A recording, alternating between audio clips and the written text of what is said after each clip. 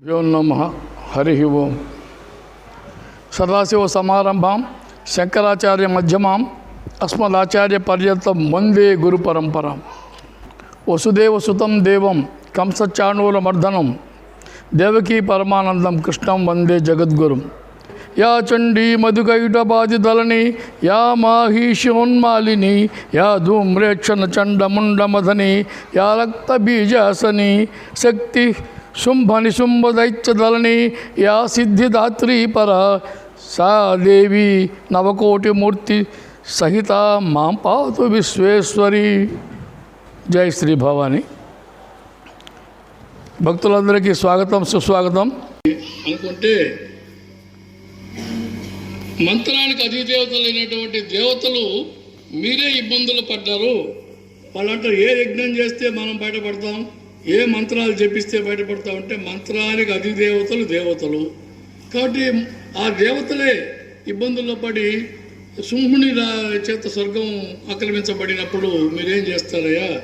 కాబట్టి మీరే కష్టాల్లో ఉన్నప్పుడు ఏ యజ్ఞాలు మంత్రాలు ఏమీ ప్రయోజనం లేదు నీ బృహస్పతి వారు అంటారు. అలాగే గతంలో మహిషాసురుడు కూడా ఇలాగే మిమ్మల్ని బాధించినప్పుడు ఆ బాధల నుంచి తప్పించుకోవడానికి మిమ్మల్ని రక్షించడానికి పరాశక్తే మీకు రక్షణగా వచ్చింది కదా. కాబట్టి ఇప్పుడు కూడా ఆ పరాశక్తిని మీరు ధ్యానించండి, వేడుకోండి అని బృహస్పతి గారు చెప్పడం. అప్పుడు విశ్వేశ్వరి మహాదేవి ఆనందరూపిణి దానవ నాశంకరి మానవ క్షేమంకరి చరాచర జగత్ శుభంకరి భక్తి గమ్య స్వరూపిణి అని ఆమె గురించి స్తోత్రం చేస్తూ వీళ్ళు నీ రూపాన్ని వర్ణించలేమమ్మా, నీ నామాన్ని ఇంత అని చెప్పి చెప్పలేము. అంటే రూపాన్ని వర్ణించలేనటువంటి అద్భుతమైన రూపం కలిగిన దానివి నామాలు ఇన్నిని కాదు, ఎన్నో వేలకు సహస్రనామాలు ఇంకా పెచ్చే ఉండే. కనుక మహిషాసురుని బారి నుండి రక్షించినట్టుగానే ఇప్పుడు కూడా ఈ శుంభుడు నిశుంభుడు వీళ్ళ నుంచి మమ్మల్ని కాపాడు అని అంటారు. సకల దేవతలు హిమవన్నగానికి వెళ్ళి, అంటే దేవభూమి అనేది మనకు మన లెక్కలో ఇప్పుడు హిమాలయ పర్వత ప్రాంతాల పైభాగం దేవభూమి. అక్కడికి వెళ్ళి అందరూ కూడా సామూహికంగా అందరూ భక్తితో స్తోత్రం చేస్తారు, అమ్మవారిని స్తుతిస్తారు. దయామయి కరుణామయి దివ్యమైనటువంటి ప్రకాశంతో అప్పుడు వాళ్ళ ముందు ఒక రూపం గోచరిస్తుంది.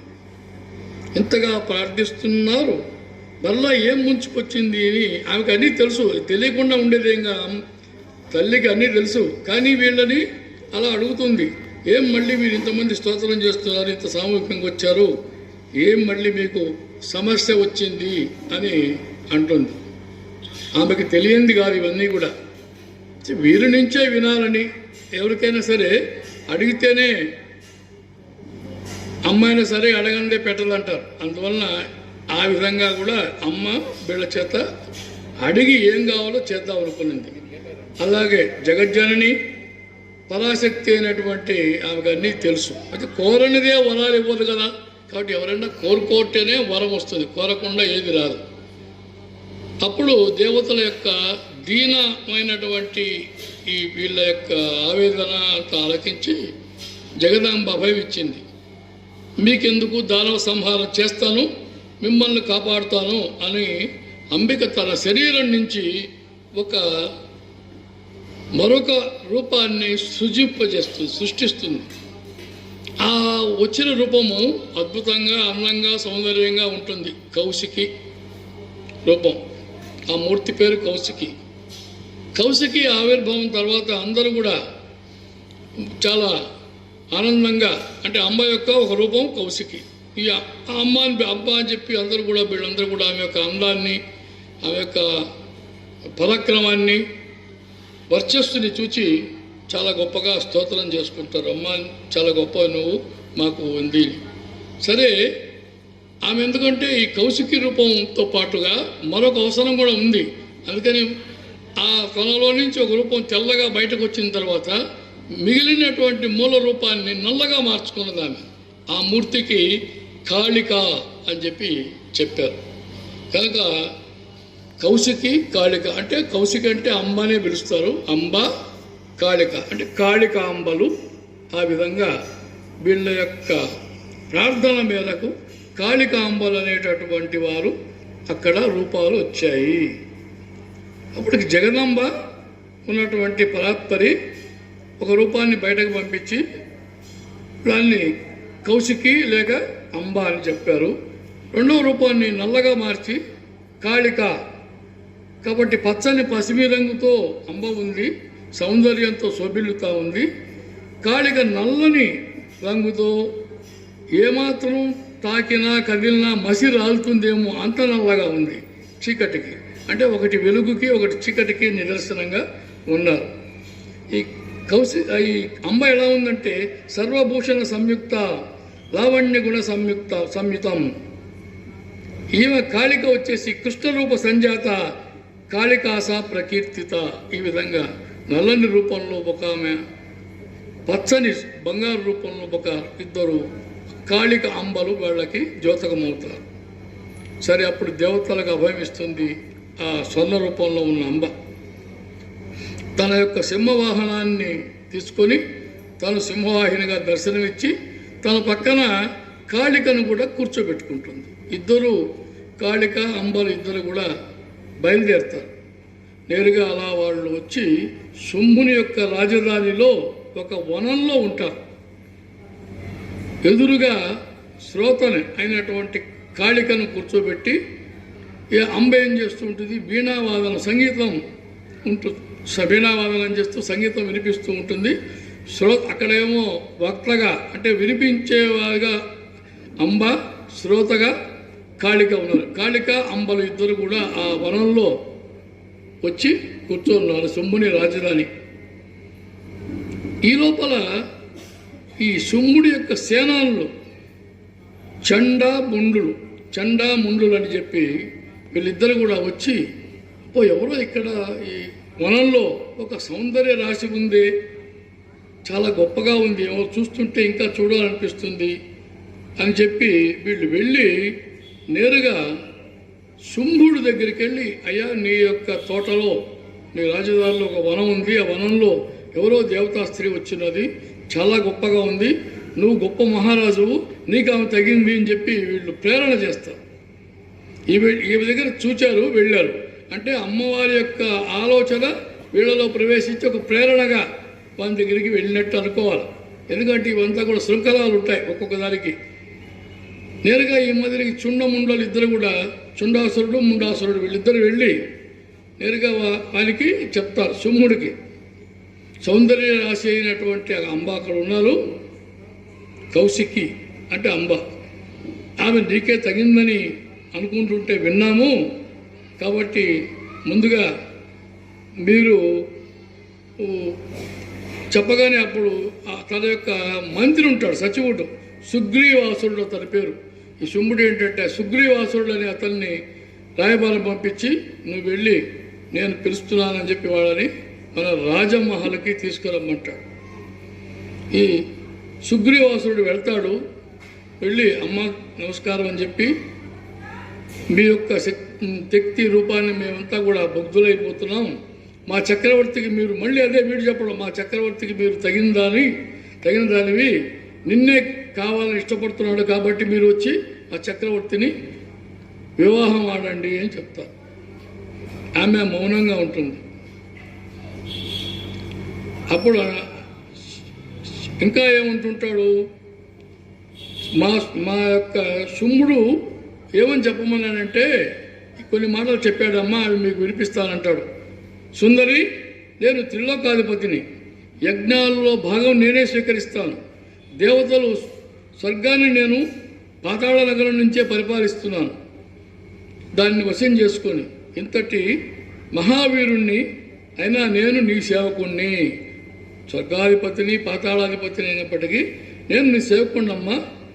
సుందరి, నీ ఇష్టం, సౌభాగ్యవతిగా నీవు వర్ధిల్లుతావు, కాబట్టి నన్ను వివాహమాడు ఒక సందేశం పంపిస్తాడు ఈ సుగ్రీవాసురుడి దగ్గర శుంభుడు. దానవ ఓ దానవ దూత సుగ్రీవాసుడా, శుంభుడులే కాదు నిశుంభుడిని కూడా నాకు తెలుసయ్యా. కాబట్టి నువ్వు కొత్తగా చెప్పక్కర్లేదు, నాకు తెలుసు. వాళ్ళు సకల దేవతలను జయించినాడట, సకల శత్రువులని హరించినాడట, సూర్యుడట, సర్వ సంపదలకు ఈయనే భోక్తాట, సద్గుణ రాశట అని విన్నాను. ఆయన చూడ్డానికే నేను వచ్చానయ్యా. కాబట్టి అని కైకసి రూపంలో ఉన్న అమ్మ అంటున్నాను అన్నమాట. సుగ్రీవాసురా, నేను వరాన్వేషిగా వచ్చాను, నేను ఒక వరుణ్ణి కోరుకుంటూ వచ్చానయ్యా. చిన్నప్పుడు బాల్య చాపలనంలో ఆడుకునేటప్పుడు మా చెల్లులతో అన్నాను, నన్ను యుద్ధంలో జయించిన అతన్నే నేను వివాహం చేసుకుంటున్నాను. కాబట్టి ఆ కోరిక నాకు తీరలేదు, నాకు యుద్ధం కాముకునే వచ్చాను. ఎవరు నాతో యుద్ధం చేస్తారో వాళ్ళని జయించాలి, నన్ను జయించిన వాడిని నేను వెళ్ళి వివాహం చేసుకుంటాను. కాబట్టి మీరు వెళ్ళి నేను యుద్ధాన్ని వాంఛిస్తున్నాను అని చెప్పమంటుంది. నాకు బలప్రక్కల సాటి అయినటువంటి మీరు రణరంగంలో ఎవరు లేరు, నన్ను జయించేవాడికి కావాలి. కాబట్టి నిన్ను తీసుకొని రమ్మని దూతగా పంపించాడు కదా, అతనికి పోయి చెప్పంటుంది. కానీ అప్పుడు అతను అంటాడు, అయ్యా సుగ్రీవాసుడు, అమ్మా మా చాలా మూర్ఖుడు, మళ్ళీ మీరు అనవసరంగా ఇబ్బంది పడతారు, వాడు వచ్చి ఖైదు చేయమంటాడు, తర్వాత రానంటే మొండికేసి ఏదో చేయబోతాడు. కాబట్టి మీ మర్యాద కాపాడుకోవాలంటే నేను మర్యాదగా తీసుకెళ్తాను, రాండి అంటాడు. అప్పుడు యుద్ధమో ఇంకే వేరే యుద్ధం అయితేనే రా అని మీరు పోయి చెప్పయ్యా అని చెప్తుంది. నేరుగా వెళ్తాడు. అప్పుడు పోయి ఏదో బాల్య చాపల్లో యుద్ధంలో గెలిచిన వాటిని ఇష్టపడుతుందట. కాబట్టి ఆమె యుద్ధాన్ని కోరుతున్నది, అందుకని నేరుగా పోయి చెప్తాడు. అప్పుడు నిశుంభుడు అంటాడు, ఎందుకు సోదరా, ఆమె దగ్గరికి యుద్ధానికి నువ్వు పోవాలన్నా నేను పోవాలన్నా? నిశుంభులు వాళ్ళంతా మదగర్వులు అన్నమాట. ఏదోలే, మన దగ్గర ధూములలోచనండి ఒక ఉన్నాడు, వాడిని పంపించు మన సైన్యాధిపతిని, ఆమె పీడ్చుకొచ్చేస్తాడు అన్నాడు. మహాసైన్యంతో అతను పోయి నేరుగా ఈ అమ్మ మీదకి యుద్ధానికి వెళ్తాడు. అయితే నువ్వేం చేయాలో, ఆమె సైన్యం ఉంటే సైన్యాన్ని చంపేయి, ఆమెను మటుకు బందీగానే తీసుకురా, ఆమెకి ఏమి హాని తలపెట్టకూడదు అని చెప్తాడు. సరే, ఇతను ఈ ధూమ్రలోచనుడు వెళ్తాడు. వెళితే ఇతన్ని చూచి మళ్ళీ ఇదే మాట, మా చక్రవర్తి నిన్నే కోరుకుంటున్నాడు, ఇదే ఎవరు చెప్పినా అదే మాట, పట్టించుకోలేదు. అప్పుడు కాళిక పక్కనున్నటువంటి రెండవ అవతారం కాళిక వచ్చేసి ఆమె మాట్లాడింది. అమ్మాయి ఏం మాట్లాడకపోతే కాళిక మాట్లాడింది ధూమ్రలోచనుడితో. యుద్ధానికి సిద్ధం అంటుంటే ఏందయ్యా నువ్వు ఇట్లా మాట్లాడతావు అని కొంచెం వచ్చిన వాళ్ళని రెచ్చగొట్టింది. అప్పుడు ఇక వాళ్ళు రెచ్చిపోయి వీళ్ళ మీదకి బాణాలు వేయబోతే కాళిక అంబాలు ఇద్దరు కలిసి వచ్చిన సైన్యాన్ని ఈ ధూమ్రలోచనుడిని హతమారుస్తారు. అక్కడి నుంచి నేరుగా వార్త ఎవడో గాయాలు పడిన వాడు వెళ్ళి మళ్ళీ రాజుకు చెప్తారు, అయ్యా ఎవరో వాళ్ళిద్దరు ఆడవాళ్ళు వచ్చున్నారు, వాళ్ళ దగ్గర సైన్యం లేదు, ఏం లేదు, ఒంటరి ఆడవాళ్ళయ్యా, కానీ ఏమీ యుద్ధ విన్యాసాలు ఉన్నాయి, వాళ్ళు ఈ ధూమ్రలోచనుడిని మన సేనంతా మట్టు పెట్టారని చెప్తాడు. అక్కడికి రాగానే అప్పుడు నిశుంభుడు కోపం వస్తుంది. ఈ దుర్వార్త వినంగానే శుంభుడు యుద్ధ సన్నాహతం నేనే పోతానంటాడు. అప్పుడు వాళ్ళ తమ్ముడైన సోదరుడు నిశుంభుడు అంటాడు, మనం ఎందుకు అయ్యా పోదాము, మన వాళ్ళు ఉన్నారు కదా, ఈ చండముండాసురుడు మనకేదో చెప్పారు కదా, వాళ్ళనే పంపిద్దామంటాడు. నేరుగా వీళ్ళు పోయి మళ్ళీ కొంత సైన్యాన్ని తీసుకొని నేరుగా యుద్ధానికి పోతారు. ఈ అంబ కాళిక అంటే కాళిక అమ్మలు ఇద్దరు కూడా ఆ వెళ్ళిన వాళ్ళని కూడా తుదముట్టించి, అయితే ఇక్కడ జరిగింది వీళ్ళని కూడా తుదముట్టిస్తారు. తర్వాత ఈ వార్త కూడా మళ్ళీ వాడికి వేగులు చేరవేస్తారు. ఈ చండముండలు ఇద్దరు కూడా హతమైనారు వాళ్ళ చేతిలో. వాళ్ళు ఏమి యుద్ధం అండి, వర్ణనాతీతం, వాళ్ళ యుద్ధ కేడి వివరించలేకున్నాం, అంత గొప్పగా ఉంది. పొలిమేర వరకు వచ్చి కవిస్తున్నారయ్యా, ఇటువంటి పరిస్థితుల్లో సలహా ఇస్తారు, ఇక్కడ ఎందుకు వాళ్ళతో యుద్ధం, మీరు పారిపోండి అంటారు. అప్పుడు ఇతనికి కొంచెం రోషం వస్తుంది. ఎవరో ఇద్దరు స్త్రీలు వచ్చి మన వాళ్ళని చంపి నా రాజ్యానికి వచ్చి నన్నే వాళ్ళు భయపెట్టారే, వాళ్ళు వచ్చి చెప్పినంత మాత్రాన నేను వదిలి వెళ్ళాలా? ఈ సమయంలో వెళితే అది పిరికితనం అవుతుంది, నేను వెళ్ళను, యుద్ధమే చేస్తానని. తర్వాత మరొక సేనాధిపతి రక్త బీజుడు అనేవాడిని ఆయన పంపిస్తాడు. ఈ రక్త బీజుడు యొక్క లక్షణం ఏంటంటే, వాడి పేరే రక్త బీజుడు. వాడి ఒంట్లో నుంచి ఒక రక్త బొట్టు పెడితే 1000 మంది రక్త బీజులు పుడతారట. అటువంటి వాడిని పంపిస్తారు. ఇంకెందుకు వీళ్ళందరినీ చంపేసింది కదా, ఈ రక్త బీజులు పంపిస్తే వీడే వాళ్ళని పట్టుకొచ్చేస్తాడని చెప్పి అతను పంపిస్తాడు. ఇతను మళ్ళీ కొంతమంది సైన్యాన్ని తీసుకొని వెళ్ళి బాగా యుద్ధానికి తలపడితే ఆ సింహం గర్జిస్తుంది పెద్దగా. సింహం గర్జింపుకే, సింహ గర్జనకే కొందరు భీతిల్లారు. వీళ్ళు కూడా తర్వాత ఈ కాళికాంబ ఇద్దరు కూడా వీళ్ళు కూడా హాకాహారాలు చేస్తే ఆ శబ్దానికి భీతి చెందిపోతారు. వాళ్ళు కూడా నేరుగా ఈ కాళికాంబల యొక్క శౌర్యానికి వాళ్ళు భయపడిపోతారు. కానీ రక్తబీజుడిని అంబ ఏమో బాణాలతో చంపితే వాడు పడంగానే వాడి రక్తం నేల మీద పడంగానే కొన్ని 1000 మంది రక్తబీజులు వస్తున్నారు. ఇలా జరుగుతూనే ఉంది, పుడుతూనే ఉన్నారు. ఏందో వింతగా ఉంది అని చెప్పి అప్పుడు కాళికతో చెప్తుంది, అమ్మ నీవు ఇంకా విశ్వరూపం చూపించాలి, నువ్వు మహాకాళిగా మారి పెద్ద నోరుని చేసి నీ నాలుకని బాగా బయటకు చాచి వీడిని నేను సంహరిస్తూ ఉంటాను. సంహరించే సమయంలో రక్తం అంతా కింద పడకుండా నువ్వు నాలుకతో తీసేసుకుంటూ ఉండు. భూమి మీద పడితేనే కదా వీడు జలం మళ్ళీ పుట్టేది. భూమి మీద పడకుండా రక్తం నువ్వు నాలుకతోనే తీసేసుకో అని ఆమె పెద్ద నాలికని, అందుకని కాళి అనగానే నాలిక బయటకు వచ్చి ఉంటుంది. కాళి విగ్రహాలు ఎక్కడున్నా చూసినా నాలిక బయట పెట్టే ఉంటుంది. నల్లని విగ్రహము ఎర్రని నాలికతో ఉంటుంది. అది పరిస్థితి. ఉజ్జయినిలో మహాకాళిలో కూడా చూస్తే భయం వేసినట్టు ఉంటుంది. ఉజ్జయిని మహాకాళి దేవస్థానానికి పోయినప్పుడు అమ్మవారిని చూసినప్పుడు ఆ విధంగా ఆ కాళిక అనేటటువంటి రూపం చాలా పెద్ద నోరును చేసి రక్తాన్ని ఎక్కడ బొట్టు పడితే ఆ రక్తాన్ని ఆ విధంగా నాలికనంతా ఎంతో విస్తరంగా చేస్తుంది. తర్వాత ఈ కృత్రిమ రక్త బీజులందరూ కూడా ఇంకా పుట్టకుండా చేసేస్తుంది.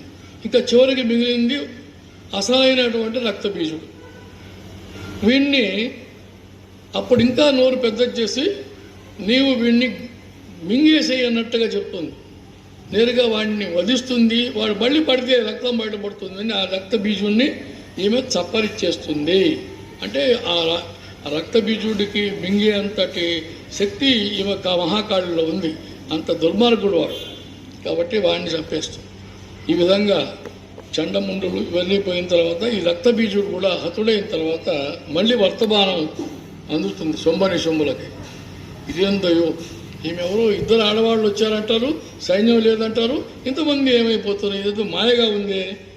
ఇక తప్పని పరిస్థితిలో తమ్ముడు నువ్వు రాజ్యాన్ని చూసుకో, నేను వెళ్ళొస్తానంటాడు. అన్నయ్య నేనుండగా నువ్వేంది దీన్ని త్రిశిరుడు 3 తలలు కలవాడు పేరు పెట్టు. అతను ఒక నోటి గుండా వేదం చెప్తూ ఉంటాడు ఎప్పుడు, ఇంకొక నోటి గుండా ఈ సురాపానం చేస్తూ ఉంటాడు. ఇంకొక 3వ తల యొక్క నోటి గుండా 3వ తలతో లోకాన్ని చూస్తూ ఉంటాడు. ఈ మాదిరిగా అతను చేస్తున్నది ఒకటే, సురాపానం చేయడం ఒకటి, వేదాన్ని చెప్పడం అనేది మంచిది అనుకోవాలా. లోకదర్శనం చూస్తూ ఉంటాడు అంతే, ఇంక వేరే ఏమీ అతను దుష్కార్యాలు చేయడు. ఎందుకంటే పుట్టుక ఈ త్వష్ట ప్రజాపతి కుమారుడు కాబట్టి ముని వంశంలో అంటే బ్రాహ్మణుడు. ఈ విధంగా 3 తలలతో ఉంటూ ఎప్పుడు తపస్సుకే చేస్తూ ఉంటాడు. పెరిగి పెద్ద తపస్సుకు వెళ్తాడు, ఘోర తపస్సు చేస్తూ ఉంటాడు. ఎవరు తపస్సు చేస్తున్నా ఘోరంగా వెంటనే మొట్టమొదటిగా స్పందించేది నా పదవి పోతుందేమో అని ఇంద్రుడు, రాజకీయ నాయకుల్లాగా తయారైనాడు ఇంద్రుడు. కనుక ఇతని తపస్సు వల్ల నాకేదన్నా పదవి గడ్డం వస్తుందేమోనని ఎట్లయినా సరే ఇతని తపోభంగం చేయాలని ఉన్న అప్సరసలందరినీ పంపిస్తాడు. అందరినీ వస్తే ఇతని తపస్సు ఏ భంగం కాదు, ఇతను జితేంద్రుడిగా తన తపస్సే చూసుకుంటాడు కానీ వచ్చిన వాళ్ళని పట్టించుకోడు. అప్పుడు ఇతనికి భయం బయలుదేరింది, అసూయ కూడా పుట్టింది. వీడు కూడా ఇంత గొప్పగా తపస్సు చేస్తున్నాడు, నా పదవికి ఏదన్నా గడ్డం తెచ్చేటట్టున్నాడని వీడిని ఎట్టయినా సరే మట్టు పెట్టాలని చెప్పి ఈ త్రిశూరుని మీదకి వజ్రాయుధాన్ని విసురుతాడు. వజ్రాయుధం వచ్చి తగలగానే అతను తపస్సు చేస్తున్న వ్యక్తి ఆ ముని కుమారుడు, ఆ త్వష్ట ప్రజాపతి కుమారుడు పడిపోతాడు. పడినా కానీ అతని తేజస్సు ఎట్టుంటుందంటే పడిపోయినా చనిపోడు, అట్లే ఉంటాడు. అతని వర్చస్సు ముఖంలో నుంచి వేదం వస్తూనే ఉంటుంది, ఇలాగే చూస్తూనే ఉంటాడు. వర్చస్సు తగ్గల. ఇదేందా వీడిని వజ్రాయుధంతో కొట్టిన ఇట్టున్నాడే అని చెప్పి వీడిని ఎట్టైనా మట్టు పెట్టాలని చెప్పి తన యొక్క సన్నిహితుడైనటువంటి తచ్చుడు అనేవాడిని పిలిచి నా గండ్రగొడ్డలు ఉంది, ఆ గండ్రగొడ్డలతో అతన్ని చంపేయమంటాడు. తలలు తీసేసి 3 తలలు తెగొట్టబట్టే అతను చెప్తాడు, ఏందయ్యా ఇది చాలా నువ్వు పాపం చేస్తున్నావు, తపస్సు చేసుకునేవాడిని చంపడం అనేది మొదటి తప్పు. రెండవది అతను నీకు శత్రువు కాదు, అతను ఒక బ్రాహ్మణ వంశంలో పుట్టి తపోనిష్ఠుడై ఉన్నాడు, త్వష్ట ప్రజాపతి కుమారుడు, అతను మీకు అనుకూలుడే. ఆ త్వష్ట కూడా ఇది చేయడం పొరపాటు అంటే నేను చెప్పిన మాట వింటావా లేదా, తప్పకుండా నువ్వు చెయ్యి. బ్రహ్మహత్యా దోషం వస్తుందంటే నీకు అది ఒకవేళ వచ్చినా కూడా అప్పుడు అంటాడు ఆ త్వష్ట, నీకు బ్రహ్మహత్యా దోషం వస్తుందంటే నేను మళ్ళీ దానికి తగినటువంటి పరిహారం చేసుకుంటానయ్యా, ప్రాయశ్చిత్తం చేసుకుంటాను, బ్రహ్మహత్య వస్తే ప్రాయశ్చిత్తం చేసుకుంటాను కనుక నువ్వు చంపాలంటాడు. అప్పుడు అయితే నీకు యజ్ఞంలో భాగం కూడా ఇస్తారంటే దానికి అంటే ఏదైనా ఒకటి ఆశ చూపిస్తే లొంగేటట్టు ఉన్నారు ఆ రోజుల్లో కూడా. అది ఇప్పటికి ప్రబలిపోయిన ఈ యుగధర్మంలో నేరుగా అతన్ని 3 తలల్ని వేరు చేస్తారు గడ్డగొడ్డలతో. ఒక తల నుంచి కొన్ని వేల పిచ్చుకలు బయలుదేరి దేశంలోకి వచ్చేస్తాయి. ఇతని తల నుంచి ఒక తల తెగిపడంగానే దాంట్లో నుంచి కొన్ని వేలల్లో పిచ్చుకలు అన్నీ కూడా వచ్చి ఎగిరిపోతాయి. ఇంకొక తల నుంచి తిత్తిరి పక్షులు అంటారు, అవి వచ్చి ఎగురుతూ ఉంటాడు. 3వ దాంట్లో నుంచి కంజు పిట్టలు, కపింజలాలు అంటారు, అవి ఎగురుతూ ఉంటాయి. అంటే 3 తలాల నుంచి 3 రకాల పక్షులు ఈ సృష్టిని వీటి ప్రకృతిలోకి వచ్చి వెళ్ళిపోతుంటాయి, అసంఖ్యాకంగా పెరిగి వెళ్ళిపోతున్నాయి అని చెప్పుకొచ్చారు. అటువంటి పరిస్థితుల్లో త్వష్టకి ఈ విషయం తెలుస్తుంది. వాళ్ళ నాన్నగారు అయినటువంటి ప్రజాపతి, ఏంటి పరమ ధార్మికుడైనటువంటి మా పుత్రుణ్ణి ఇట్లా చేశాడు కాబట్టి ఈ ఇంద్రుడికి బుద్ధి చెప్పాలి, ఏదో అధికార మదంతో చేస్తున్నారు. ఎవరైనా ఇప్పుడు రాజకీయాల్లో కూడా ఇవే అధికార మదంతో మంది చేస్తే వీడికి సరిగా బుద్ధి చెప్పాలని లోకులు అనుకుంటుంటారు. అట్లనే ఇతరులు అనుకున్నాడు. క్రోధాగ్నితో తన యొక్క తపశక్తిని ఇతనికి గుణపాఠం చెప్పేటటువంటి వ్యక్తిని తీసుకురావాలని చెప్పి మళ్ళీ ఆవేశంతో క్రోధాగ్నితో ఒక యాగాన్ని చేసి అధర్వణ మంత్రాలతో ఉచ్చరిస్తూ, అంటే ఒక యోధుడు కావాలని చెప్పి, అధర్వణం అంతా యుద్ధ విద్యలే, ఆ అధర్వణ వేదంతో అతన్ని ఆ అగ్నిగుండంలో నుంచి ఒక పుత్రుడిని ఆవిర్భవించేస్తాడు. ఇంద్రుడు పుట్టగానే ఇంద్రశత్రువు నా తపశక్తితో వృద్ధి చెందయ్యారు అంటాడు. అంటే పుట్టుకతోనే అతని మనసులో ఇంద్రశత్రువు అనే ఒక బీజాన్ని మొట్టమొదట విని తండ్రి ద్వారా వినిపిస్తాడు. ఇంకా అంటాడు, నువ్వు తండ్రి యొక్క వ్యజనాన్ని తాళనం చేసేదానికి వచ్చావయ్యా, అంటే తండ్రి యొక్క దుఃఖాన్ని పోగొట్టేదానికి, నువ్వు దుఃఖాన్ని నుంచి నన్ను రక్షించేదానికి వచ్చావు కాబట్టి నీ పేరు వృతుడు అని పెడతాడు. వృతుడు అని పేరుతో నువ్వు వృద్ధి చెందుతావు, 3 లోకాలు ఏళ్తావయ్యా, చాలా గొప్ప ఇదిగా అవుతావు నువ్వు అని చెప్తాడు. మృతుడు పేరుతో నీకు పేరు ప్రఖ్యాతులు కూడా వస్తాయి అని అంటూ మహాతపస్వి అయినటువంటి ఈ త్వష్ట ఈయనకి నీవు అన్ని రకాలుగా అతనికి శక్తి తన యొక్క తపశక్తితో ధారపోసి ఇస్తాడు. వెంటనే వేద పండితులు కూడా, ఎందుకంటే ఆశ్రమంలో ఉంటాడు త్వష్ట, అందువలన వేద పండితులు కూడా బాధపడతారు. వీళ్ళ మొదటి అన్నగారు చనిపోగా అయ్యా అప్పుడు అంటాడు, నీ అగ్రజుణ్ణి ఇంద్రుడు పాశవికంగా మట్టుపెట్టాడు, తప్పనిసరిగా నీవే ఇంద్రుణ్ణి శిక్షించాలి, ఇంద్రుణ్ణి హతం చేయాలి అని చెప్పి వేద పండితులు కూడా ఆశీర్వదిస్తాడు, తండ్రి ఆశీర్వదిస్తాడు, అందరితో ఇది బయలుదేరుతాడు. ఆ సమయంలో ఇంద్రుడికి అపశకునాలు ఎన్నో కనిపిస్తుంటాయి. నేరుగా ఆయనకి ఏమన్నా రాగానే ముందు బృహస్పతి గారి దగ్గరికి పోతాడు. ఏంది ఇట్లా వస్తున్నది ఏంటి అని అడిగితే, నువ్వు చేసింది పొరపాటే కదా, బ్రహ్మహత్యా దోషం. ఆశ్రమంలో ఆయన ఏవో తపస్సు చేసుకుంటున్నాడు, ఆయన తపస్సు చేసుకుని నీకేదో పదవి గణన అవుతుందని అతన్ని చేశావు, నువ్వు చేసింది పొరపాటు. మీకు దేవకులకు అనుకూలమైన త్వష్ట యొక్క కుమారుని సంహరించావు, మొదటి. రెండవది తపస్సు చేసుకున్నాను చంపావు. మూడవది బ్రాహ్మణుని చంపావు, కాబట్టి నువ్వు ఫలితం అనుభవించవలసిందే, దానికి ఏం లేదంటే ఇంకా అపశకునాలు ఎక్కువైపోయినాయి, ఇక్కడ ఉంటే ఇబ్బంది పడతానని చెప్పి ఇంద్రుడికి అర్థమైపోయింది. ఇవి యుద్ధానికి బయలుదేరాడు, వచ్చేసాడు, కనపడిన వాళ్ళని కొడుతున్నాడు, చేస్తున్నాడు. ఇంద్రుడు ఇక్కడి నుంచి పారిపోయాడు. అంటే దాని ఫలితం అక్కడే బ్రహ్మహత్యకి తగినటువంటి ఫలితం. సింహాసనం పోతుంది అనుకున్నాడు, సింహాసనం వదిలి అతనే వెళ్ళిపోయినాడు.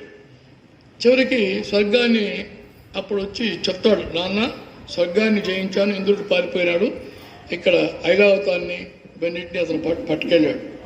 కాబట్టి అట్లా 100 సంవత్సరాలు స్వర్గాధిపత్యం ఈ మృతుడు అనేవాడు చేస్తాడు.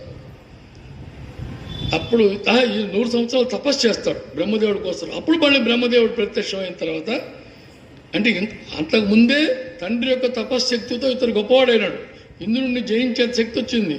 మళ్ళీ ఇంకా పెంచుకోవడానికి 100 సంవత్సరాలు తపస్సు చేసి ఆ రాజ్యాన్ని అట్లే కాపాడుకుంటూ అప్పుడు అడుగుతాడు, నీకు ఏమి నాకు మరణం లేకుండా వరం ఇమ్మంటే అప్పుడు ఉంటాడు, మరణం అంటే నేను 4 చెప్తాను, ఈ 4గిట్లో మరణం నా మరణం నాకు తడిసిన పాషాణంతో నిర్మించిన లేక చెక్కతో దారుతో నిర్మించిన ఏ ఆయుధంతో నాకు మరణం రాకూడదు. చాలా విచిత్రంగా ప్రశ్న వేస్తాడు. ఎండింది ఉండకూడదు, తడిసింది ఉండకూడదు, అంటే తడి పొడి లేకుండా ఉండాలి, పాషాణం ఏది ఉండకూడదు, చెక్కతో ఉండేవి. దేంతో లేనటువంటి ఆయుధంతో, ఈ ఆయుధాలు దేంతో నాకు మరణం లేకుండా వరమేమని అడుగుతాడు బ్రహ్మని. అలాగే అని అంటాడు బ్రహ్మ. నేరుగా మళ్ళీ త్వష్ట దగ్గరికి వస్తాడయ్యా, నేను బ్రహ్మవరాన్ని పొందాను, ఇట్లాని నేను. అప్పుడు వచ్చేటప్పటికి మళ్ళీ పుత్రశోకంతోనే ఉంటాడు. ఇంకా అప్పుడు చెప్తాడు, నాయనా నేను త్రిశూరుణ్ణి మర్చిపోలేకున్నాను, కాబట్టి నీవు ఎట్టేలు సరే ఎక్కడున్నా ఇంద్రుడిని పట్టుకొని చంపాలి, ఇంద్రుడిని చంపేంత వరకు నాకు నిద్ర పట్టదు, కాబట్టి నువ్వు భీకర యుద్ధమైనా చేసి ఎక్కడున్నాడో ఇతను పట్టి బంధించుకొని రా అంటే నేరుగా విపుతుడు వెళ్ళి అతన్ని వెతికి పట్టుకొని బంధించుకొని తండ్రి దగ్గరికి తీసుకొస్తాడు. చంపడు, పట్టి తీసుకొని వస్తాడు. అప్పుడు తండ్రి దగ్గరికి వచ్చినప్పుడు ఎట్లయినా సరే తండ్రికి అప్పచెప్పాడు, కానీ ఇతరుల కసి పెరిగింది. తండ్రికి అతన్ని పట్టుకొని బంధించిన దానిలో తన పుత్రశోకాన్ని కొంచెం తగ్గించుకొని, తొలికాడు కదా బందీ అయినాడని అతను కొంచెం కోపం తగ్గించుకుంటే ఇతనికి పెరిగింది. మా అన్నం చంపాడు, వీడిని నమిలి మింగేయాలని చెప్పి ఈ తన యొక్క బ్రహ్మ తనకిచ్చినటువంటి శక్తులతో నోరు పెద్దగా చేస్తాడు, ఎట్టని సరే ఇతన్ని మింగాలని. అప్పుడు కొద్ది క్షణంలో మింగబోతున్న సమయంలో ఈ దేవగురువులు వీళ్ళందరూ కూడా ఏదో ఒక మాయ చేయాలి తప్పదు అని చెప్పి ఇతని నోటులో ఒక జృంభికను జృంభిక అంటే ఆవలింత. ఇతను మింగబోయే సమయంలో అతనికి ఆవలింత వచ్చేటట్టుగా చేస్తారు. మింగబోతున్నవాడి ఆవలింత దెబ్బకి గాలి బయటకు వస్తుందంటే ఎగిరి దూరంగా పడతాడు ఈ ఇంద్రుడు పోయి. దేవతల మాయచే సృష్టించబడినటువంటి ఈ జృంభిక అనేటటువంటి ఆవలింత ద్వారా బయటకు వస్తాడు. అప్పుడు ఆనాటి నుంచి ఆవలింతలు అనేవి వీళ్ళకి వచ్చాయనేది ఒక దీంట్లో ఇతిహాసంగా చెప్తారు. ఆ ఆవలింతలకి చెప్తారు, అది నిజమెంతో దాంట్లో మనకు తెలియదు. అది తర్కానికి పోతే ప్రశ్నలకు దొరకవు. ఈ దేవతలందరూ ఇతని దెబ్బకు తట్టుకోలేక పారిపోతారు. అందరు పోయి అడవిలో ఒక చోట వనాల్లో ఈయన కనపడకుండా దాంకొని సమావేశమై వాళ్ళందరూ విష్ణుమూర్తిని పూజ చేసుకుంటూ ధ్యానిస్తే ఆయన వస్తాడు. అయ్యా ఏం చేయాలి, పరిస్థితి ఏందో ఇది. దేవేంద్రుడేమో అట్లా అయిపోయినాడు. ఎందుకంటే బ్రహ్మహత్య దోషం వెంటాడుతున్నది అతన్ని. కనుక ఇప్పుడు ఏం చేయాలంటే మనల్ని అందరూ రక్షించేది ఒకటే, పరాత్పరి పరాశక్తి, ఆమెనే ధ్యానించండి అని మళ్ళీ చెప్తే అందరికీ ఆ మాట నచ్చి దేవిని స్తుతిస్తారన్నమాట. అందరూ దేవతల ప్రార్థనంతా విని దేవదేవి ప్రత్యక్షమై ఆ వృత్తుడిని నేను నిర్జించడానికి తగిన ప్రణాళిక, తగిన ఆయుధాన్ని, అంటే నిర్జించడానికి తగిన ఆయుధాన్ని వీళ్ళు అడుగుతారు, దాన్ని నేను ఇస్తానంటుంది. ఎందుకంటే వాడు అడిగింది ఏంటి, ఎండింది కాదు, పచ్చిది కాదు, తడిసింది కాదు, ఇనుముతో లోహంతో చేసింది కాదు, చెక్కతో చేసి ఇటువంటి వీటితో కానటువంటివి మనం అడిగాడు. కాబట్టి ఏ విధంగా దాన్ని తెలుసు అనుకుంటూ ఆ విధమైన ఆ శక్తిని నేను ఇస్తాను, ఆయుధాన్ని అని మాటిస్తుంది. ఆమె నేరుగా తప్పుదారని చెప్పాల, శక్తిని నేను ఇస్తానని చెప్పింది. సరే, మహర్షులు అందరూ కూడా ఈ మృతుని దగ్గరికి వెళ్ళి ఇంద్రునికి మృతునికి ఇంకా ఎట్లా తిరిగి ఇతనేమో చంపుతాను అంటున్నాడు, అతనేమో పారిపోతున్నాడు. కాబట్టి సంధి చేస్తాము, మీ ఇద్దరు కూడా అట్లా దేవతలు దానవులు ద్వితీయ పిల్లలే కదా, సోదరులు వస్తుంది కాబట్టి మీరు సోదరులుగానే సఖ్యతగా ఉండండి, స్నేహంగా ఉండండి అని వాళ్ళకి సంధి కుదురుస్తారు మహర్షులంతా. ఈ మహర్షులు చెప్పిన దానికి ఇతను కూడా బ్రాహ్మడే కదా, మహర్షులు అంటే గౌరవం కాబట్టి బ్రాహ్మణ వంశం నుంచి వచ్చినవాడు కనుక ఆ త్వష్ట పుత్రుడైనటువంటి వృతుడు అంగీకరిస్తాడు ఆ సంధికి. అయితే దాంట్లో చెప్తాడు, అయ్యే ఈ విధంగా నాకు వరాలు ఉన్నాయి, అందుకని మీరు దాన్ని దృష్టిలో పెట్టుకొని నేను ఎవరినైనా ఎప్పుడైనా జయించగలను, కాబట్టి నన్ను ఎవరు ఏం చేయలేరు, దాన్ని దృష్టిలో పెట్టుకొని సంధి చేయండి. అదేదో ఊరికే చిరసంధి చెప్పి నన్ను తక్కువగా పెడితే కాదు, ఒక సమఉజ్జీలతో సంధి అన్నట్టుగా చెప్తాడు. సరే అని అంటారు. అప్పుడు వాళ్ళ నాన్న అంటాడు, ఇంద్రుడు మోసగాడు, నమ్మవద్దు, వృతా అంటాడు. లేదు నాన్న, వాళ్ళు చాలా నమ్మకంగా చెప్తున్నారు, స్నేహంగా ఉన్నారంటే ఇద్దరు కలిసి తిరుగుతూ ఉంటారు. ఒకనాటి సాయం సంధ్యావేళ, దీంట్లో అడుగుతాడు, ఇంకా రాత్రి కాకూడదు, పగలు కాకూడదు, నృసింహావతారం ఎలా వచ్చిందో అలాగా. కాబట్టి వీళ్ళు రాత్రి పగలు కాని సమయం, సంధ్యా సమయంలో సముద్ర బొడ్డుకు పోయి ఉంటారు వీళ్ళు. ఇంద్రుడు అనుకుంటే ఇదే తగిన సమయం, రాత్రి కాలేదు, పగలు కాలేదు, అస్తమానం జరగబోతున్నది. ఆయనకి ఎప్పుడు అనుకుంటే అప్పుడు వజ్రాయుధం చేతికి వస్తుంది. కానీ వజ్రాయుధం అంటే అది మళ్ళీ లోహం కాబట్టి అది కూడా లేదే, ఎట్లా చేద్దామని చెప్పి పరాత్పరిని ధ్యానిస్తూ, ఎందుకంటే ఆమె నాకు తగిన ఆయుధాన్ని ఇస్తానని కదా, సముద్రం బాగా పొంగుతూ ఉంటుంది, నొరగలు వస్తూ ఉంటాయి, ఫేనం సముద్రంలో తెల్లని నురుగు వస్తూ ఉంటుంది. ఎప్పుడేం చేస్తాడు ఇంద్రుడు, ఆ నురుగునంతా, నురుగులో ఈ వజ్రాయుధాన్ని ముంచి నురుగు కనపడకుండా, అంటే నురుగుకి వజ్రాయుధం కనపడకుండా దాన్ని ఇతని మీదకి విసురుతాడు. విసిరేటప్పటికీ అతను తాకేది ఏంటి, మొట్టమొదటి నురుగు అనమాట. నురుగు ఏంటంటే తడిగా ఉంటుంది, పైకి లేచేటప్పటికి ఆరిపోతుంది. అది పూర్తిగా కూడా తడి పొడిగా ఉంటుంది అనమాట నురుగు, కాబట్టి తెల్లగా ఉంటుంది. అది లోహం కాదు, నీటి బుడగలు అనమాట. నేరుగా అది వచ్చి తగలంగానే పడిపోతాడు, మృతిస్తాడు ఇతను. ఎందుకని కొయ్యతో కానీ లోహంతో కానిటువంటిది, తడి కానిది, పూర్తిగా పొడి కానిది అనేటువంటి దానితో అటువంటి ఆయుధం అంటే నురుగు అనమాట. సముద్రపు నురుగుతో తెలివిగా అమ్మవారు దాంట్లో పెట్టగా తన యొక్క శక్తిని తన నురుగులో ప్రవేశపెడుతున్నారు.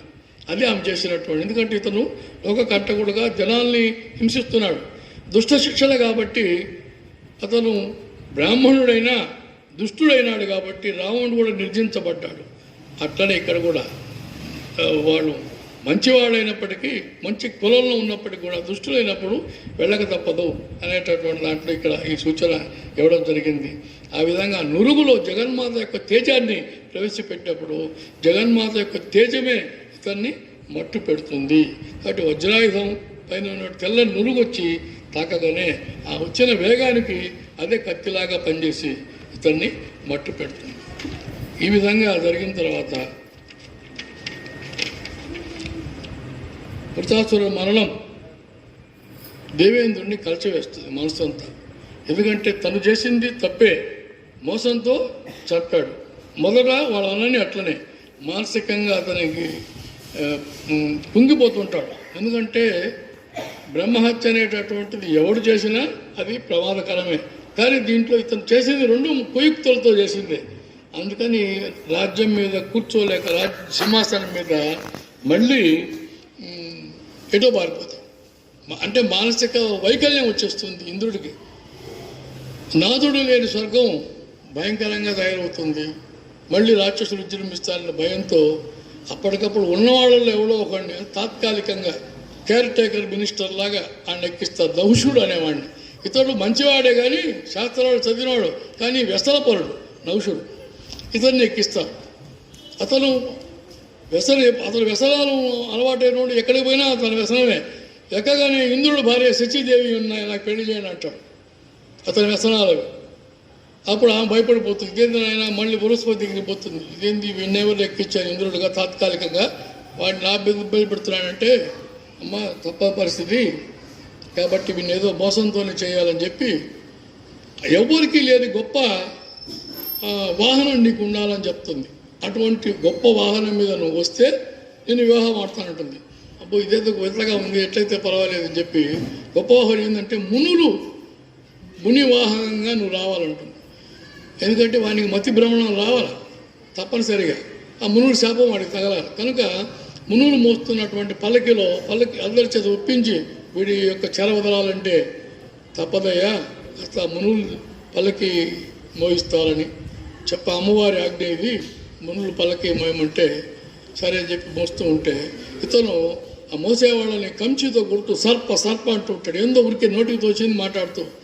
అప్పుడు ఆ సమయంలో అగస్త్యుడు కూడా ఆ మోసేవాళ్ళలో ఉంటాడు. అతనికి కోపం వచ్చి వెంటనే ఆ కంచి దెబ్బ అగస్త్యుని కూడా తగులుతుంది. సర్ప అంటున్నాగా నువ్వు సర్పం అయిపో కొన్ని వేల సంవత్సరాలు సర్పంగా పడుంటావు. భవిష్యత్తులో యుధిష్ఠిరుడు యొక్క దర్శనం నీకు శాప విమోచన అవుతుందని ఆ నహుషుడు అనేవాడు ఆ విధంగా దేవేంద్ర పదవి నుంచి తోసేయబడి సర్పంగా మారి అడవుల్లో ఉంటాడు. భారతంలో ధర్మరాజు అతన్ని వీళ్ళందరూ పట్టుకున్నప్పుడు సమాధానం చెప్పినప్పుడు అతను బయటకు వస్తాడు రూపంలో, మళ్ళీ దేవతగా మారుతాడు. ఆ విధంగా చెప్పిన తర్వాత ఈ సర్పరూపే నహుషుడు వెళ్ళిపోతాడు. అప్పుడు బృహస్పతి నేరుగా ఈ ఇంద్రుడు పోయి ఎక్కడ లాక్కు ఉంటాడంటే మానస సరోవరంలో కూర్చొని ఉంటాడు. పోయి అక్కడంతా చెప్పి అయ్యా నువ్వు ప్రాయశ్చిత్తం చేసుకున్నావు, తర్వాత అశ్వమేధం చేసుకున్నావు, అన్నీ తగ్గింది, ఇక్కడ మళ్ళీ రాజ్యం ఎవరు లేకపోతే ఇబ్బంది పడుతుందంటే మళ్ళీ ఆయన మేళతాళాలతో పిలుచుకొచ్చి ఇంద్రపద ఎక్కిస్తారు. ఈ విధంగా వృతాసుర సంహారం వలన కలిగిన మహాపాపాన్ని జగదీశ్వరి యొక్క అనుగ్రహంతో తొలగించుకొని ఆయన మళ్ళీ యజ్ఞాలు చేసుకొని మరలా స్వర్గాధిపతి అయినాడు. కాబట్టి అమ్మవారు కృప అనేది మంచికి ఉంటుంది, కానీ తప్పు చేస్తే మటుకు శిక్ష వేసింది. ఇంద్రుడికి కూడా శిక్ష వేసింది. రాజ్యాధికారం పోగొట్టుకొని వెళ్ళిపోయినాడు, మళ్ళీ వచ్చి సంధి చేసుకున్నాడు, మళ్ళీ మనోవైకల్పం వచ్చి మళ్ళీ వెళ్ళిపోయినాడు. కనుక తప్పు చేసిన వాడిని అమ్మ కాయదు. చిన్నపిల్లలు తప్పు చేస్తే తల్లి ఏ విధంగా శిక్షిస్తుందో వీళ్ళని కూడా వాడు బ్రాహ్మణుడు పుట్టకబుట్టి మళ్ళీ క్రూరుడుగా తయారైనప్పుడు వాడిని తప్పగా వదిలాలి. కాబట్టి రావణాసురుడు ఏ విధంగా అయినాడో ఇతను కూడా ఆ మాదిరికి వెళ్ళాడు. కనుక దీంట్లో ఈ దేవి భాగవతంలో మరి ఒక 2 ఇతివృత్తాలు చిన్న ఉన్నాయి. కర్మగతి ప్రబోధం అని చెప్పాడు వ్యాసుల వారు చెప్పారు. కర్మలు ఎట్టుంటాయా అని అడుగుతుంటే 3 రకాలు ఉంటాయండి. సంచిత కర్మలు, వర్తమానం, ఆగామి, ప్రారంధం అనేటువంటి 3 రకాల కర్మలు ఎంటబడుతూ ఉంటాయి. ఇవన్నీ కూడా సంచిత కర్మలు అంటే పూర్వజన్మలో మనం చేసుకున్న మంచి అయినా చెడైనా అవి వెంటబడుతూ ఉంటాయి. అవి ఈ జన్మలో కొన్ని అకౌంట్లో అంటే బ్యాంకులో మనం అకౌంట్లో డబ్బులు వేసుకుంటే డ్రా చేసుకున్నట్టు మంచి అకౌంట్లో పుణ్యం అనే అకౌంట్లో వేసుకొని ఉంటే పుణ్యం మనకు అవతల జన్మలో వస్తుంది. పాపం అనేది అకౌంట్లో ఎక్కువ ఉంటే పాపం వస్తుంది, విత్డ్రా చేసుకోవడం. కనుక సుకృతం కానీ దుష్కృతం కానీ సంచితం అవశ్యం తప్పనిసరిగా పెట్టబడుతుంది అని చెప్తారు. ఎందుకంటే ఇప్పుడు ఇంద్రుడు కూడా అదే, ఆయన కర్మలతో ఇంద్రపద వచ్చినప్పటికీ చేసుకున్నటువంటి ఇక్కడేది వర్తమాన కాలంలో ఆగామి కర్మలు చేశాడు, దెబ్బతిన్నాడు. కాబట్టి సుకృతం కానీ దుష్కృతం కానీ సంచితమైనటువంటిది అవశ్యంగా వస్తుంది. అనుభోక్తవ్యం, తప్పనిసరిగా అనుభవించాల్సిందేనని ఎవరికైనా కర్మఫలాలు అనివార్యం. దేవతలకైనా మానవులకైనా అవశ్యం అనుభవం అని చెప్పుకొస్తారు. ఇంకా దీంట్లో మరొక చిన్న ఇతిహాసము యుగధర్మ ప్రబోధం అని చిన్నది చెప్పడం జరిగింది. ఇది కూడా మానవులకు సందేశంగా చెప్పినటువంటిది యుగధర్మ ప్రబోధం అనేది. ఇక్కడ మనకు ఉదాహరణకి కృత, త్రేత, ద్వాపర, కలియుగాలు 4 అందరికి తెలిసినవే. ఈ కృతయుగంలో అంటే సత్యయుగం అంటారు దాన్ని, ఎక్కువగా ధర్మ రచకులే ఉంటారు. ధర్మాన్ని 100కి 100% ఏమాత్రం పక్కకు పోకుండా ధర్మనిష్ట గరిష్ఠులు అంటే ధర్మ రచకులే ఉంటారు ఆ యుగం అంతా కూడా. త్రేతాయుగంలో 2 రకాల వాళ్ళు, ధర్మము, అర్థము. ధర్మము నడవాలని, అర్థం కూడా కావాలనే వాళ్ళు ధర్మ అర్థ రసికులు అంటారు వాళ్ళని. ఈ ద్వాపరయుగంలో ధర్మ అర్థ, మూడవది కామ. ధర్మ అర్థ కామ 3 వాటిని కోరేవాళ్ళు ఉంటారు. కలియుగంలో మటుకు అర్ధకామల ధర్మం లేదు. కలియుగం అంటూ వచ్చిన తర్వాత ధర్మం అనేది పక్కకు పోయిందని జనమేజయుడికి వ్యాసుల వారు చెప్తారు. అర్ధకామ పరాయణులు మాత్రమే కలియుగంలో ఉన్నారు. కనుక ధర్మానికైనా అధర్మానికైనా కామమే కర్తగా ఉంది. కనుక దీని నుంచి ఇట్లా చెప్పావు, దీనిలోంచి బయటపడాలంటే ఏం చేయాలి? వ్యాసుల వారిని జనమేజయుడు ప్రశ్నిస్తాడు. ఇదంతా కూడా పురాణాలు జరుగుతూ ఉంటే జనమేజయుడి ప్రశ్నలు, దానికి సమాధానాలుగా ఆ దేవి భాగవతం నడుస్తూ ఉంటుంది. అందులో ఒక ప్రశ్న వేస్తాను ముఖ్యంగా. జనమేజయుడు వ్యాస మహర్షిని అంటాడు ఒక అయ్యా, ఈ కలియుగంలో మానవులకి కలి ప్రభావాన్ని నుంచి బయటపడడానికి ఏమైనా మార్గాలు ఉన్నాయా, సూచనలు ఉన్నాయా, ఏంటి అని అడుగుతాడు. ఎందుకులే ఉన్నాయంటాడు.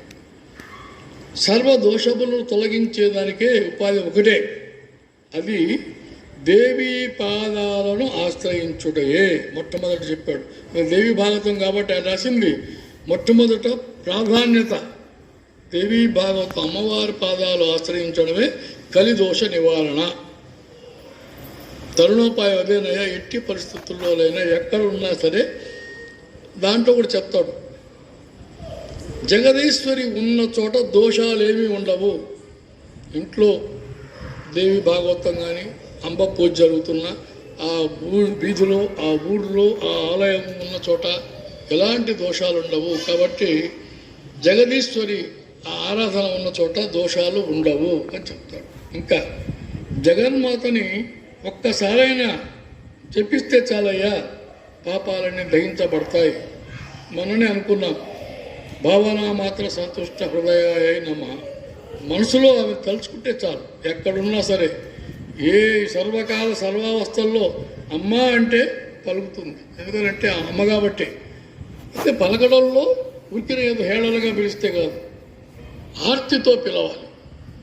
ఏది ఉరికినే మనం అమ్మ అని పైకట్టి నాభి నుంచి రావాలా, బాధతో రావాలా, ఆర్తితో రావాలా, భక్తితో రావాలా. భక్తితోనే భగవంతుడు వశుడవుతాడు, కానీ ఏదో ఆగతాయంగా పిలిస్తే కాదు. కనుక ఆ పిలుపు కూడా భక్తితో ఆర్తితో పిలవాలి. ఒక్కసారి పిలిచినా చాలు, పిలిచేదేదో బాగా చేయి. ఇంకా ఉద్దేశపూర్వకంగా కూడా పిలవలేదు అనుకుంటే కూడా యాదృచ్ఛికంగా పిలిచినా ఆ పిలుపులో ఆదరత ఉండాలంట. వ్యాసుల వారు చెప్పింది, నువ్వు కూర్చొని పూజ చేసావు మంచిదే, అటు కాకపోయినా అనుకోకుండా అమ్మ అన్నా కూడా దాంట్లో ఆవేదన భక్తి కల్పించాలి. కాబట్టి ఆర్తి ఉంటేనే ఖచ్చితంగా ఫలితం ఉంటుందని చెప్తాడు. జగదీశ్వరి యొక్క నామోచ్చారణ కానీ, నామధ్యానం కానీ, ధ్యానం, మననం, శ్రవణం, పఠనం ఎన్నో ఉన్నాయి కదా. వాటి మీరు ఏదైనా తీసుకున్నా దాంట్లో ఏకాగ్రతతో చేయమని చెప్పాడు. అంబికాలయాలు ఉన్నవి అంటే పార్వతీదేవి ఆలయాలు, అంబికాలయాలు, శివాలయాలు అనుకోండి. అంబికాలయాలు దేవి భాగవతం కాబట్టి దాని పరంగా అంబికాలయాలు ఉన్న ఊర్లు కానీ, పట్టణాలు కానీ, రాజ్యాలు కానీ చాలా గొప్పగా శోభిస్తాయి. ఎవరు పూజ చేస్తే వాళ్ళకి రాజు సేవిస్తే రాజుకి ఉంటుంది శుభప్రదం. తప్పనిసరిగా కలి భయం ఉండదు. ముఖ్యంగా ఈయన అడిగింది ప్రశ్న కలి భయం. కలి ప్రభావానికి లోను కాకుండా ఉండాలంటే ఏం చేయాలంటే ఇవి చెప్పారు. గాయత్రి మంత్రం జపించేటటువంటి మహాగాయత్రి ఉపాసకులైన వారు కూడా మాయాశక్తికి ప్రభావాన్ని లోను కాకుండా ఆమె వైభవాన్ని దృష్టిలో పెట్టుకొని ఉంటే వాళ్ళు కూడా వృద్ధిలోకి వస్తారు. అంటే కొంతమంది నేను ఒకటే పూజ చేస్తున్నాను, నేను దీంట్లోనే ఒక ఎత్తుకు ఎదిగారంటే కాదు, అమ్మవారిని మర్చిపోయి మూల పరమాత్మ అయిన మూల విరాట్ మనం అనుకుందాం, ఆ సర్వలోక దేవత అయినటువంటి ముగురమ్మల మూలపుటమ్మని మర్చిపోయి ఎవరిని చేసినా ముందు ఆమెను దర్శించుకొని తర్వాత మీ ఇష్టం వచ్చిన పూజలు చేయండి. ఏదైనా సరే మనసు పెట్టి చేయండి, ఏకాగ్రతగా చేయండి, తప్పనిసరిగా ఆమెను ధ్యానించండి, విజయవంతం అవుతుంది అని చెప్తాడు. ఇక మరో చిన్న అంశాలు రెండు, శతాక్షి, ఇంకొకటి మీ గురించి చెప్పడంలో శాకంబరి, శతాక్షి శాకంబరి. ఒకసారి ఈ హిరణ్యాక్షుడి అంశం వాడినటువంటి రురుడు అనేటటువంటి ఒక హిరణ్యాక్ష వంశంలో వాడు రురుడు అనే రాక్షసుడు రాజ్యంలో మొత్తం కరువు కాటకాలు ఎందుకు అడ్డీ నాశనం చేస్తాయి. యజ్ఞాలు చేయనివ్వండి, యాగాలు చేయ, నన్నే రాజుగా చూడమంటాడు, అన్నింటికి నేనే, నాకే అన్నిటికీ ఇవ్వాల భాగం అని చెప్పి ఆ విధంగా దేశాన్ని అంతా అలకల్లోలం చేస్తాడు. ఇంకేంటంటే ఎక్కడ యజ్ఞాలు జరగవు, ఎక్కడ పూజలు జరగవు, ఎక్కడ ఏం జరగవు, కరువు కాటకాలు వచ్చేస్తాయి దేశానికి.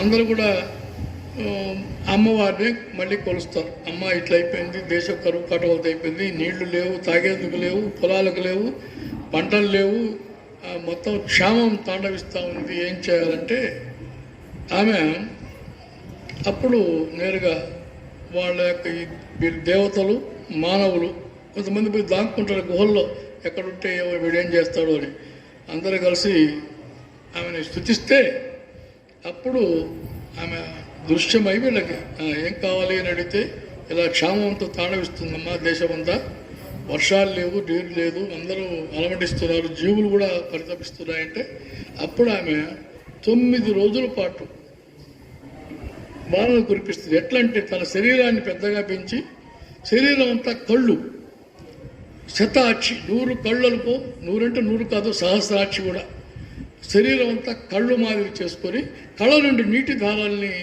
9 రోజుల పాటు వరుసగా కురిపిస్తుందట. అందుకే ఆమెకు శతాక్షి పేరు వచ్చింది అమ్మవారికి. కంటి నుండి ఏకధారగా జలధారాల్ని కురిపించి ఆ దేశాన్ని అంతా కూడా సస్యశ్యామలం చేస్తుంది. ఎక్కడైతే కూడా బాగా అన్నిటినీ పండింపజేస్తుంది, జలం అందిస్తుంది. కనుక యజ్ఞయాగాలు లేకపోవడం వల్ల అనావృష్టి వచ్చింది కాబట్టి అన్నీ మళ్ళీ జరుగుతుందని చెప్పి ఆమె అంటూ ఆమె అంటే శతాక్షి కాస్త అనంతాక్షిగా మారుతుంది. ఎన్నో కళ్ళతో కళ్ళ నిండా నీళ్ళు వచ్చి అంటే వర్షధారలు, జలధారల్ని అలా 9 రోజులు నవరాత్రంగా ఆమె ఈ మాదిరిగా నీళ్లు అందిస్తుంది అని. అందుకని శతాక్షి దేవి భాగవతంలో ఒక అమ్మవారి యొక్క ఒక అవతారాన్ని దీంట్లో చెప్పడం జరిగింది. ఇంకా వీళ్ళు అంటారు ఆమెను గురించి పొగుడుతూ, నువ్వు చాలా మాకు బాగా మా అందరికీ కూడా జలం ఇచ్చావు, అందరికీ ఆహారాన్ని ఇచ్చావు అని చెప్పి అందరూ ఆమెని, దేవతలు మానవులు అందరూ కూడా ఒక్కసారిగా ఆమెని కీర్తిస్తారు. తర్వాత ఈమె ఉన్న వాళ్ళందరికీ నీళ్ళు ఇచ్చింది, మళ్ళీ ఆహారం కావాలిగా, అందుకని తను అందరికీ ఆహారాన్ని సృష్టిస్తుంది. పళ్ళు, కాయలు, పళ్ళు వీళ్ళకి, అలాగే పశుపక్షాదులకి వాటి తగినటువంటి గ్రాసాన్ని, ఆహారాన్ని అన్నిటినీ అందించి ఆమె శాకంబరి అనే పేరు తెచ్చుకుంటుంది.